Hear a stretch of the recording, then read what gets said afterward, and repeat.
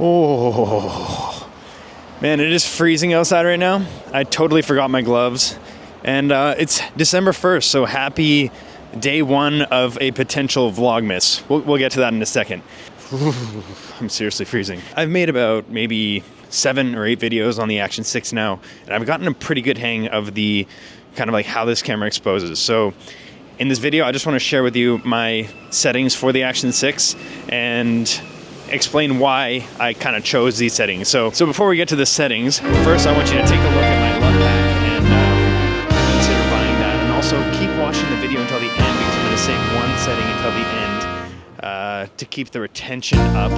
What else? I have some deals going on my website if you click the link below or something like that.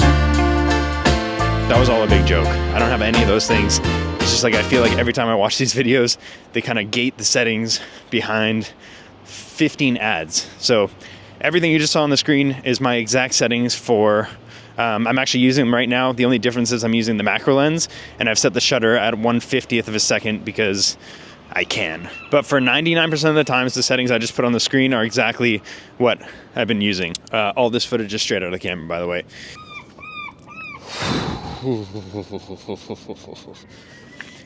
And for those of you who are still here, I have some reasoning for these settings and why they're different from my Action 5 and Action 4 settings. For some reason, the Action 6 just is completely afraid of any shadows, and it just wants to keep lifting the exposure into oblivion.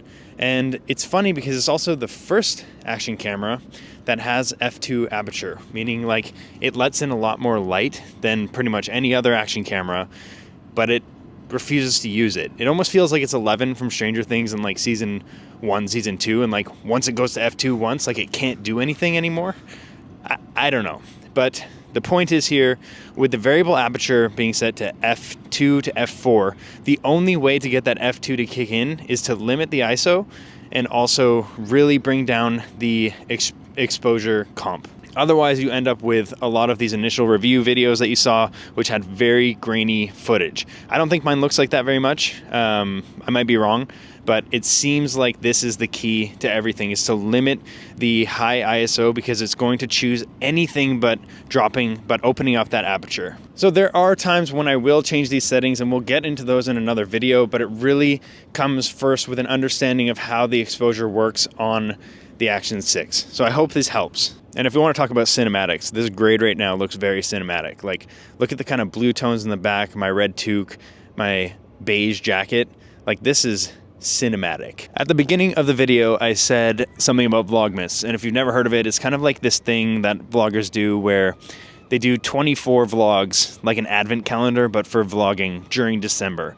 And I've attempted it once before, and it was super fun, like a lot of fun.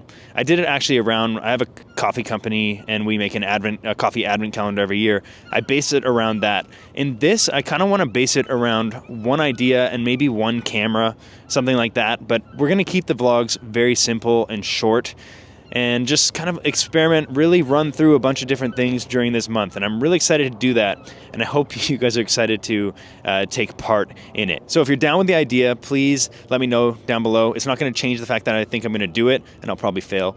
But I want to hear your thoughts because I really like the idea of kind of more really focus shorter vlogs for a short season of time to get through a bunch of different things. And I've kind of like accrued a lot of different things that I want to show you guys, but it's always been kind of weird to fit them into a full vlog.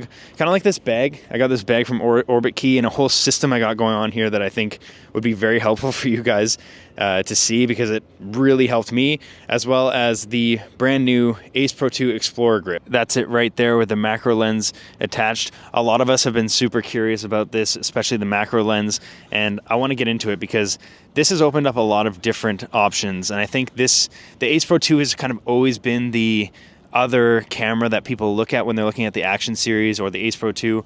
And I think this kind of brings a whole new identity to the conversation, but we'll get into that in future videos. I'm going to wrap it up here. It's been lovely to see you guys. Happy December, and I hope to see you during this challenge. Peace.